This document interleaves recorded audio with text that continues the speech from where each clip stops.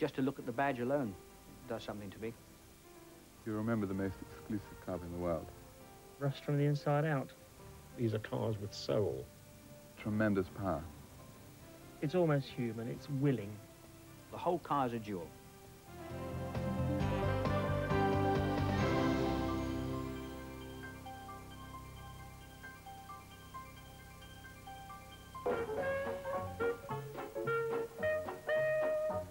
The beginnings of the Alfa story are about as unpromising as it's possible to be. The company actually started life, it wasn't even called Alfa, it was called SAID, for the Italian Darracq Automobile Company. The company was on the verge of bankruptcy. Darracq was actually bought out by the Italian co-directors of the company. They renamed the company the Lombardy Automobile Factory, which the initials of which in Italian are ALFA. And the story really began when they recruited Giuseppe Morosi, a surveyor turned automobile engineer, to actually design some new cars for them. Morosi's designs put the company on a sound commercial footing, and it was beginning to do rather well until the outbreak of the First World War, when the car market disappeared virtually overnight. Cars and car parts which had been produced ready for assembly were simply locked away in the warehouses, and the company really stared bankruptcy in the face. Until one of the major financial shareholders, the Banca di Sconto, introduced Alfa to Romeo in the person of Nicola Romeo, a mining engineer and another entrepreneur who was doing very well out of Italian government army contracts.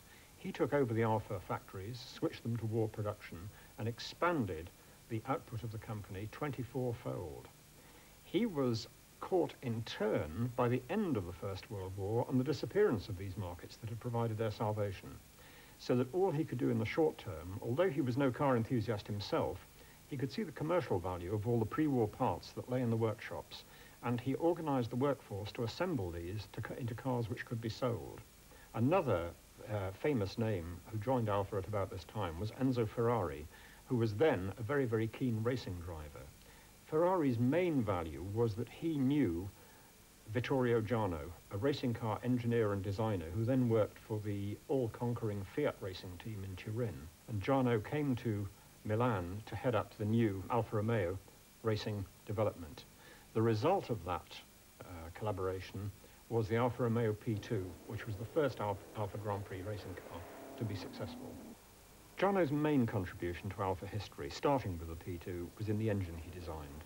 That engine in the P2 gave Alfa 2 World Championship winning seasons. It also provided the inspiration for a series of production cars, because the other half of Nicola Romeo's interest in cars was to provide income for the company.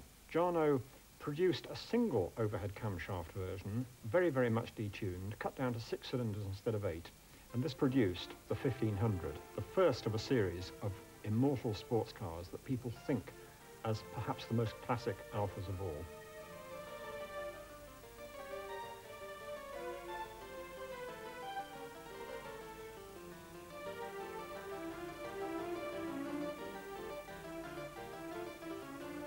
This car is a 6C Super Sport fitted with a 1.5-litre supercharged engine.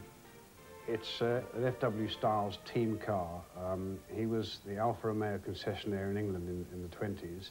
This particular car was in the Ulster TT in 29, driven by Campari. It came second overall and won its class in that race. And also raced by Ramponi and in the double 12 of Brooklands, which it won. When the team career finished, the car went away and had other bodies put on, touring bodies put on. This particular car had this President Zagato body fitted, and jazz musician Buddy Featherston Hall bought the car and raced it extensively at Brooklands in the 30s. When I was a student, I was approached by a friend of mine who wanted me to design and build him a special. And I said it'd take at least 2 years to get it from the drawing board to a completed car. And I said, why not go vintage? And I found this car, I think it was in the 52 copy of Motorsport, and I said, that's your car. Well, when we went to see the car, I could hear this car coming all the way down the road, and the sound of the blower, and oh, it's gorgeous. And he turned around the corner, and there it was. I just fell in love with it. And I inspected it for Hansing, this Chinese friend of mine, and he bought it. It took me 2 years to persuade Hansing to sell me the car. And eventually he capitulated, and that was 32 years ago. It's a delightful car to drive. It's not an easy car if you don't know it. The gearbox is a little bit difficult. You have to double the clutch up and down. It's very light. There's a lot of movement. The whole car is moving, yet it feels, yet it's taut. It's difficult to explain. And you get the lovely sound from the engine and the blower. The whole car talks to you. A car with this sort of history is a lot of fun to own. You think, my God, Campari was sitting behind this wheel once.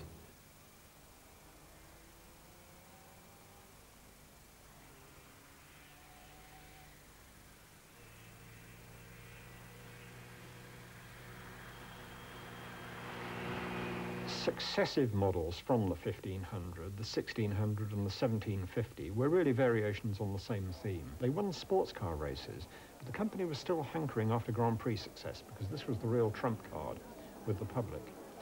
It was difficult for Jarno to carry on developing the P2.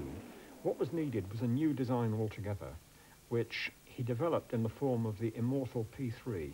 This car proved so competitive on its first outings, it seemed as if all the money and all the time that had been spent on it was now actually going to put the company at the top of the Grand Prix racing tree. But the company had horrendous financial problems. Once again, they'd spent too much on sporting success and not enough on sound production cars. Hardly had the P3s started to establish themselves on the racing circuit than the company called a complete halt to all racing activities, and the cars were wheeled away into a warehouse to be kept in Milan, away from the racing circuits, and everything came to a grinding halt. The company fortunately had one more shot left in the locker. One of the derivatives had been a sports racing version to take over from where the 1750s had left off. This car was entered in a major sports car race at Monza, and it had actually won on its first competitive outing. The cars ever afterwards, in honour of that victory, were to be known as Monzas.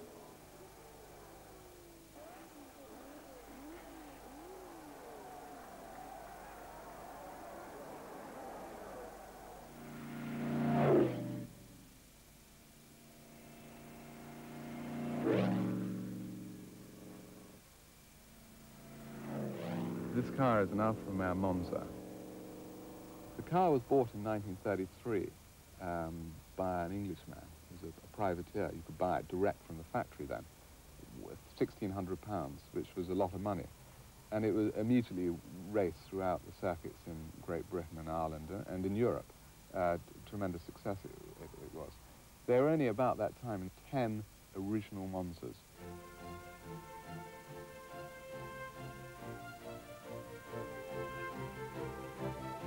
My father bought the car in 1962, when I was born, for an unbelievable £800. Even then, that was quite eccentric to buy an old banger like this at the time.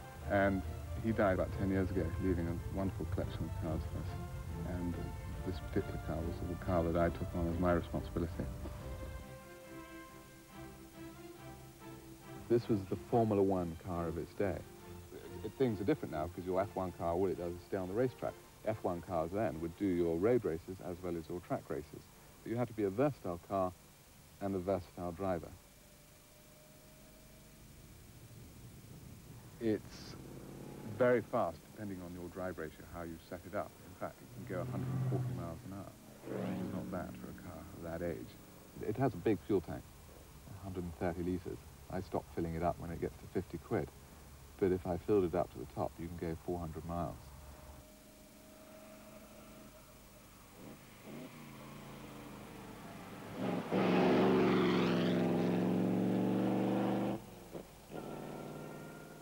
The accelerator pedal's in the middle, which can put you off to start with, and you occasionally go shooting through the traffic lights if you're not careful. It's got a crash gearbox, and once you handle all these little quirks about it, it is as smooth as butter. Very high torque, very direct steering. You can see the wheels in front of you, and you're on top of the car, and it's tremendous power. I'll push it out of the garage, I'll drive it to the racetrack, I'll take the wings off, I'll thrash around, hurl it as hard as I can around the track, and then at the end of the day I'll drive it home. And you know, there are very few thoroughbreds you can actually do that with. It's the most fantastic car to own because you remember the most exclusive club in the world. It's only 6 really original ones around. A lot of these fantastic, wealthy car collectors would give their eye teeth to have a Monza. I'm the first to admit that I'm the luckiest person alive. I want to use it as much as I can. It's a bit of a cliche to say that one's just merely the custodian of it, and it will be passed on to the next generation.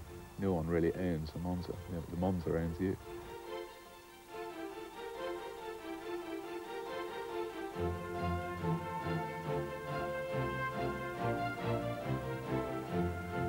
The thing that really kept Alfa Romeo going during the remainder of the 30s was, in fact, a dictator, Benito Mussolini, the leader of Italy's fascist government. One of the things that dictators need is prestige, and it seemed clear in the world of the 30s that one very, very useful way of gaining national prestige was winning Grand Prix races.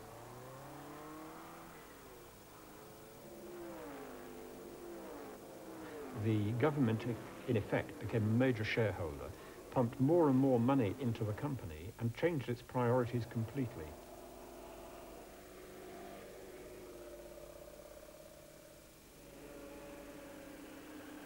Alfa was kept going by the racing team and by more and more armaments contracts for the aero engines that were becoming an increasingly important part of the company's stock in trade.